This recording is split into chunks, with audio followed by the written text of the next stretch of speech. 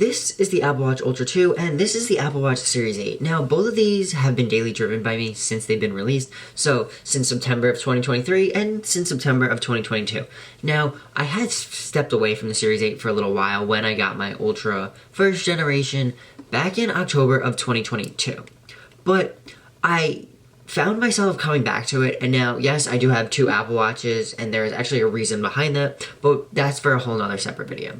Now, I want to talk about the main differences and essentially which one you should choose because I know they're very different, and I have to say, overall, it's actually a very different experience using both of them on a daily basis. So, to start off, probably the biggest thing you'll notice when you look at the Apple Watch Ultra is the change in the design. So the Apple Watch Ultra has this bigger screen where the crown sticks out. You get the 49mm display, which is made of sapphire crystal compared to that of the Ion X glass that is in the series aluminum watches.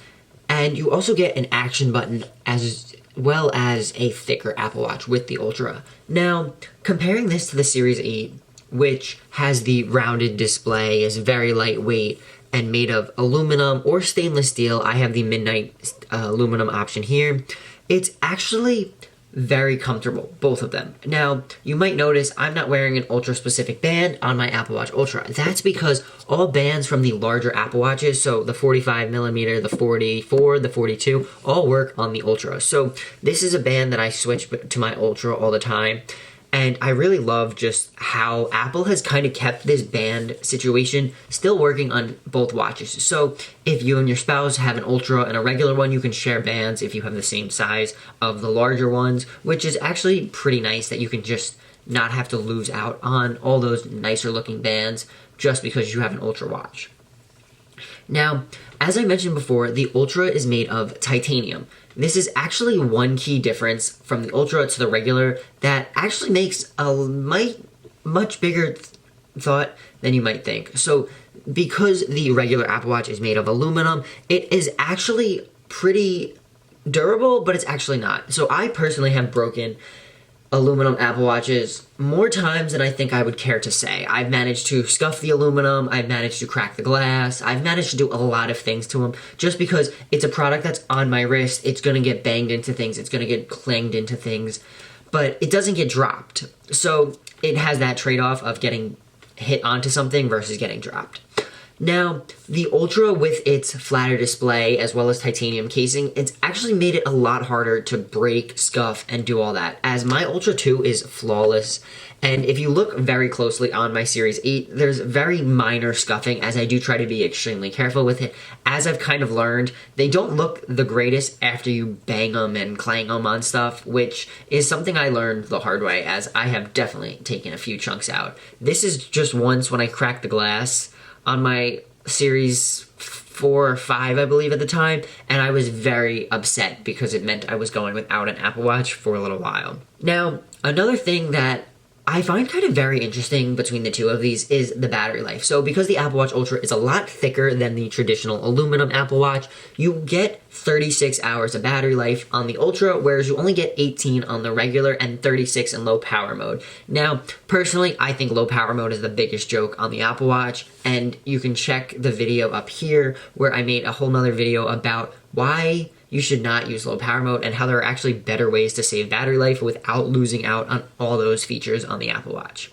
Now, the Apple Watch Ultra 2 can get me through more than a day. It can easily get me through 2-3 days of battery life, which is something that's been great not having to worry about, as I like to leave the always-on display on, the blood oxygen, the heart rate, all of those sensors. I want my watch to work as a smartwatch, not just a dumbed-down watch, which is what Apple's low power mode does.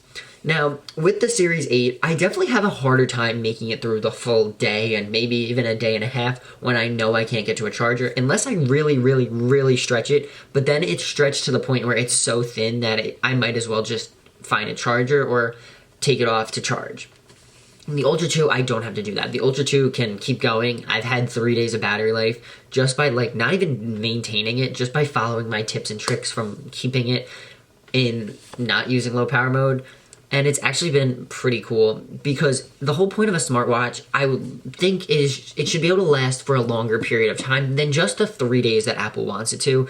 And eventually, I think we'll get to an Apple Watch that can last maybe a week or even a month without having to be charged, which will just be so much nicer because I use sleep tracking and I do everything with my Apple Watch. It's on me pretty much every day of the week, whether it's my Ultra 2 or my Series 8. It really depends on what I'm doing. And the Series 8 mainly gets used for sleep tracking, and when I wake up, 20 to 30% is already gone in the battery life, which then to me means if I want to sleep track again, I know I can't do that. Whereas on my Ultra, I know I can sleep track for the next 2 days and be completely fine. Now, the Ultra 2 does also have a louder speaker than the regular Apple Watch does, and this allows for Apple Watch's siren feature on the Ultras. But personally, I've never found myself needing to use that siren feature. It's nice to know that it is there if I do need to use it, but in day-to-day conversations, the speakers don't seem that much louder to me, as I actually have to them both all the way at the same volume, and it's very hard to tell the difference between the two volumes. Now, the Apple Watch Ultra does also have an added button. So if you saw before, there's this orange button on the side of my Apple Watch Ultra. So this is the action button. So I have it set up to start a workout for me just because that's the most frequent thing I do. And it's allowed me to free up a space on my home screen that I don't need anymore. Whereas on my Series 8, if I want to start a workout, I have to go onto the workout app and do it. All I have to do on my Ultra is just click this button. It says open workout, and then it gives me my workout options, and then I can click that, and then I also have the option to precision start. This is something that I don't believe is turned on, as I always turned this on since the first Apple Watch Ultra, whereas the second I press the action button again, it immediately starts it, and I don't have that 3, 2, 1 countdown, which is probably the most annoying thing about working out with the Apple Watch, is that having to wait those 3 seconds when I know I'm about to start right now. I don't want to have to wait an added 3 seconds. Now, which one should you choose? It actually really comes down to 2 factors, in my opinion. It comes down to the price. So the aluminum Apple Watch comes in without cellular at $429 for the bigger size, which is what I have here. So coming in at $429, that's definitely a hefty price to pay. But if you want to upgrade that to a stainless steel model, you're paying $759. And at that point, you might want to just consider going to the Ultra just for all the added benefits you get. And now, going to the Ultra, though, you do lose out on color options, as the natural titanium color, which I have here, is the only color option provided. Whereas with the Series 8, you get a bunch of different color options. You get midnight pink, silver, red, and starlight for aluminum, and then you get silver, gold, and space black for the graphite, for the stainless steel options. Now, if you want to add cellular to an Apple Watch with aluminum, it brings the $429 to $529, and you're getting very closer to that $800 mark of the Apple Watch Ultra.